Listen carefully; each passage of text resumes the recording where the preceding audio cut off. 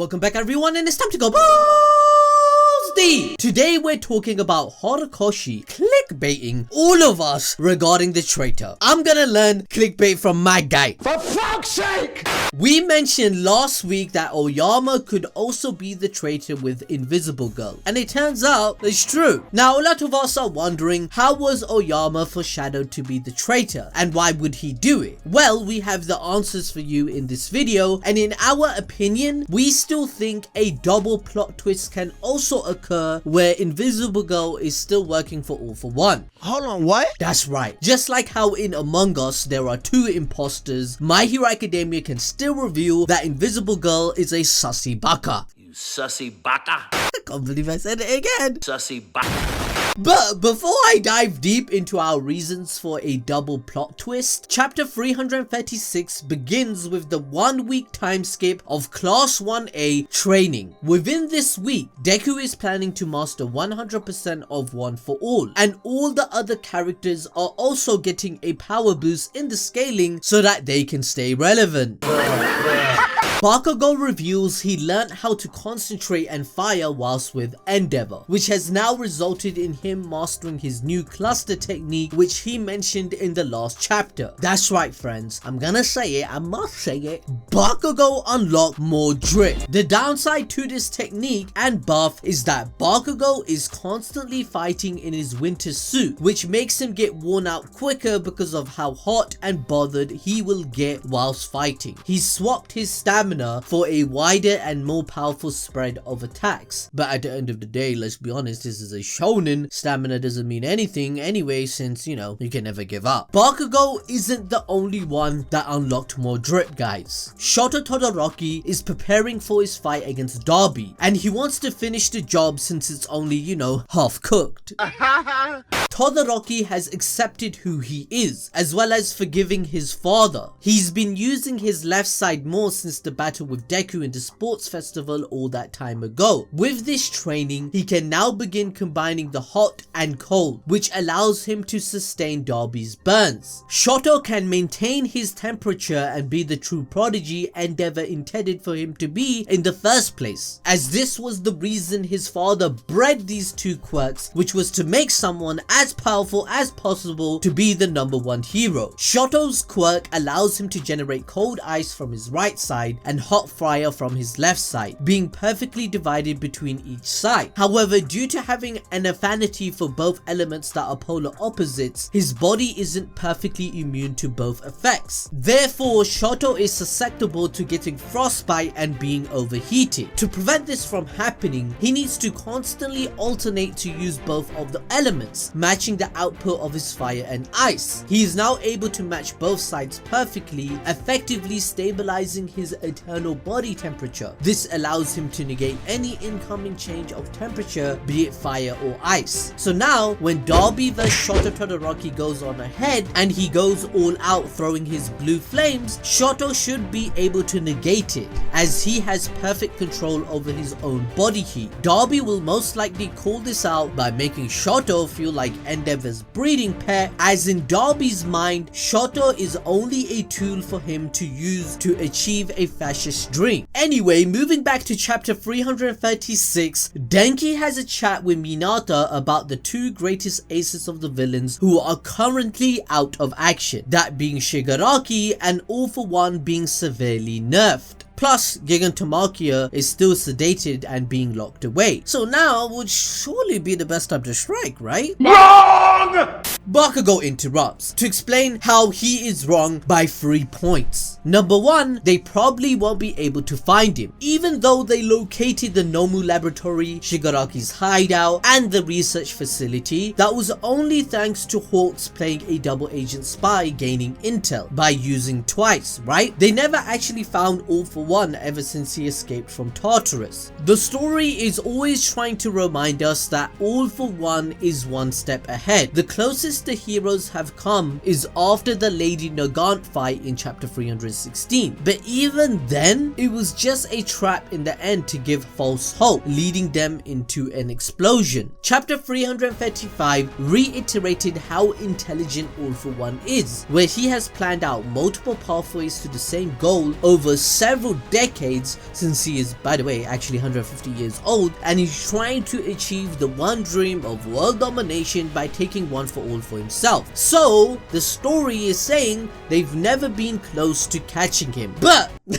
one thing that doesn't make sense to me, I'm always scratching my head. I have to say, I have to let this out. If my man All For One has been such a big problem for centuries, why didn't you just give him the death penalty when he was captured in Tartarus, or when All Might beat him? Think about it. He was behind all the wars, he was behind all the murders, he was controlling all the countries, he has a mafia around the entire world, he controls all the villain activity, he controls politics, he admits he's evil and he will never change. Come on! Just kill him! When he was captured. I'm just saying. But why? Why would you do that? Why would you do any of that?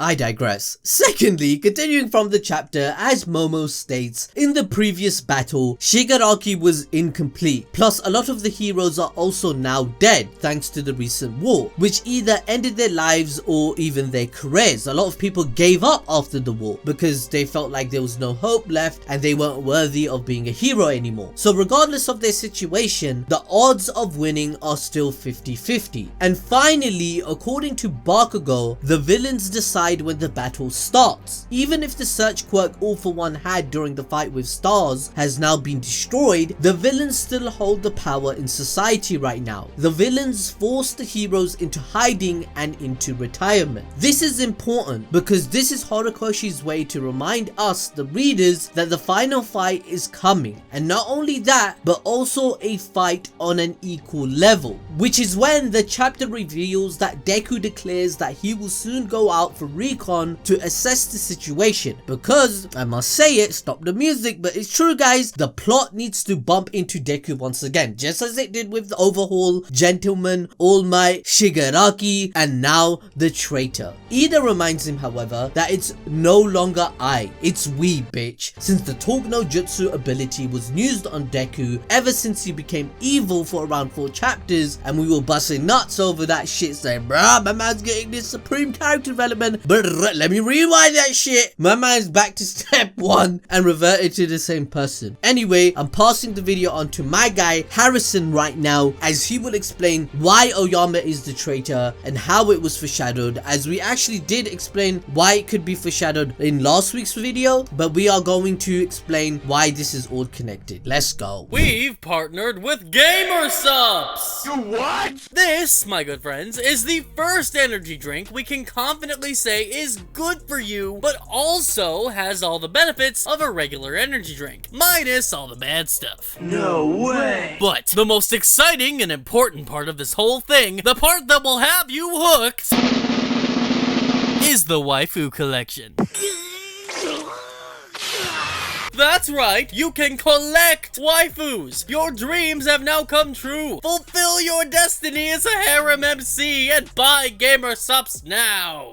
Anyways, we move on to the woods right next to where the training is going on. This is where Horikoshi throws us all off, showing us that Invisible Girl is hiding in the bushes spying on Aoyama talking to his parents. It turns out that they have gotten another order from All For One. This is when Invisible Girl realizes that Aoyama is being a sussy little baka imposter. She starts thinking back to all the moments where Aoyama seemed sussed, yet she still can't believe it. The parents continue saying that they can disguise the action as something normal that he would do. They then say that you did just as All For One ordered at Kamino. You have to do as he says or we will be killed otherwise. It turns out that even before entering the school, Aoyama was already being ordered around by All For One. In the training camp, he was the one who informed the villains where it was taking place. And as Aoyama sobs since he doesn't want to do a villain's bidding, Invisible Girl cannot comprehend what the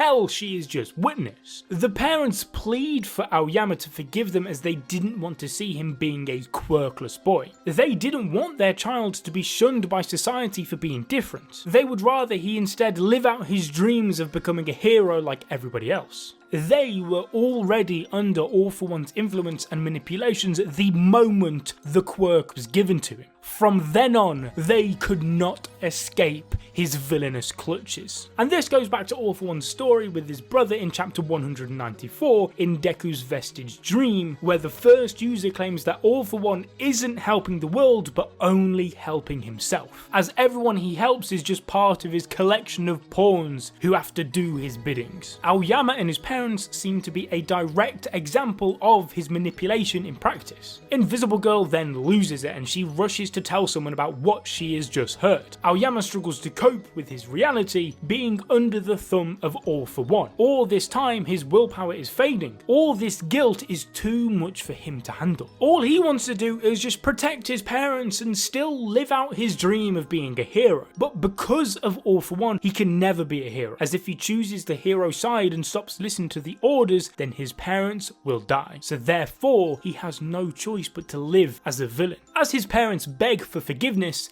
Deku enters the chat, who appeared just in the nick of time. It's almost like he's a protagonist. But he confronts Aoyama about what Invisible Girl was saying about him being the traitor. His parents jump in and instantly say that they must have heard it wrong, that they don't know anything about this traitor. But judging by Aoyama's face and the panic state of his parents, Deku immediately starts to piece things together. Then Aoyama confesses it all, saying that he is a scumbag villain.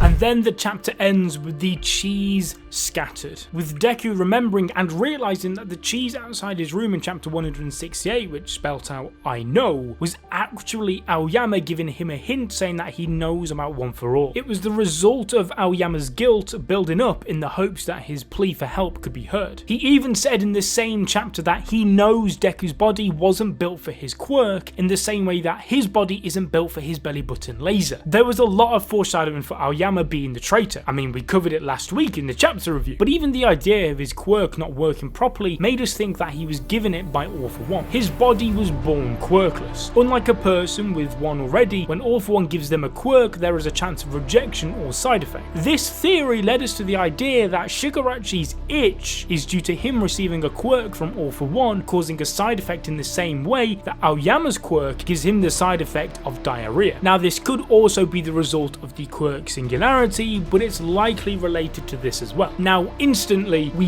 have to sympathise with Aoyama, as he is put into a situation which is outside of his control. His family is taken as a hostage, and more than likely, he is also rigged to explode, just like Lady Nagant was back in chapter 315. Remember, when All For One hands out a quirk, he can also slip in a little something extra in their quirk factor. And a little spoiler alert, it's often not too pretty. However, as our heroes have seen how Nagant was affected by it, it's probable that they have come up with a preventative measure to save Aoyama and his parents. This goes back to Deku's underlying mission and goal in saving everyone, not just those affected by villains, but even the villains themselves. And Aoyama is a great example of a person falling into despair due to an uncontrollable situation. Aoyama, in fact, is a parallel to Deku himself, as they both started their life with the similar problems of being born quirkless in a quirk-filled society. This outcome would condemn them as outcasts and make them feel ostracized. The only difference between Deku and Aoyama was how their path diverged. Aoyama's parents didn't give up and sought the assistance of All For One, which in turn was like making a deal with the devil. In Deku's case, he was showcased that having no quirk won't stop him from becoming a hero, which we saw right at the very beginning of the story when he saved Bakugo. His action and fate brought All Might like an angel into his life, blessing him with One For All, forever solidifying his role as a hero. Shigaraki and Eri were also pushed down a similar rabbit hole, where Eri was saved before she lost all hope in humanity,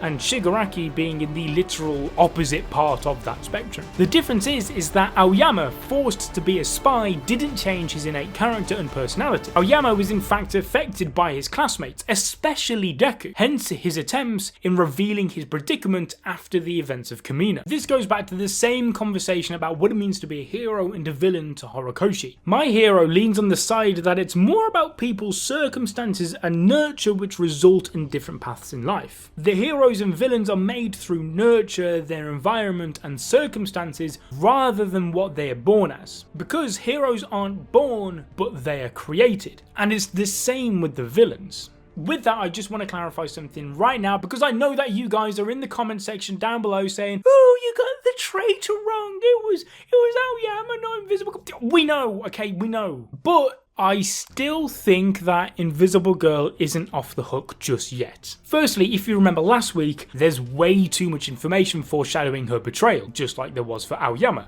Like how both of them were absent for the USJ incident, how she sent Deku to the mall on the exact same day as Shigaraki, etc, etc. It's just still all too coincidental for me. So what I think may be happening right now is that she is purposefully exposing Aoyama as a traitor to Deku because of his weak will and the risk of ruining their plan. In chapter 336, Invisible Girl witnesses Aoyama's breakdown and comments on how his demeanour changed since the war. It's likely that she never knew of Aoyama's relationship with All For One, and for the first time is finding out that he, unlike her, was forced into doing this. Because Invisible Girl wants to be seen and have her quirk taken away from her by All For One, whereas Aoyama was given a quirk. They're the opposites. Seeing Aoyama fall apart and hearing his mother literally saying that they aren't following All For One because they like it puts Invisible Girl in disbelief. She thinks to herself that Aoyama-kun is ... but doesn't finish the sentence. Now why didn't Horikoshi just put the word traitor in there? I mean, that's what we're led to believe she was gonna say, right? Well, I'll tell you. It's because Horikoshi wants to leave an open dialogue in her mind where she could have easily been thinking something like, Aoyama-kun is not loyal to All For One, and so she decides to eliminate him by snitching on him first. Doing this also clears her name as a potential traitor, because Nezu and everyone will now think that they have it all under control, thinking that they've caught the traitor because it's Aoyama. He admitted it. But if we look back at last week's chapter, All For One states that he has friends. That's friends. With an S. It's plural, goddammit! Yes, that's right. The villains can have the power of friendship too, you know. Also, if you were to sort of like send someone in as a spy, then an invisible person is literally the best thing you could ask for. Is it not? It just makes too much sense. But let's say she is innocent, we still believe that there is another traitor within UA. There just has to be, because All For One isn't stupid enough to just rely on Aoyama. But let us know what you guys think in the comment section down below. I hope you guys all enjoyed this video. Make sure you leave a like, subscribe and ding that notification bell so that you never miss out on a future video. Also make sure to check out the merch at animedrip.shop and we'll be seeing you guys in another video. But until then, bye bye.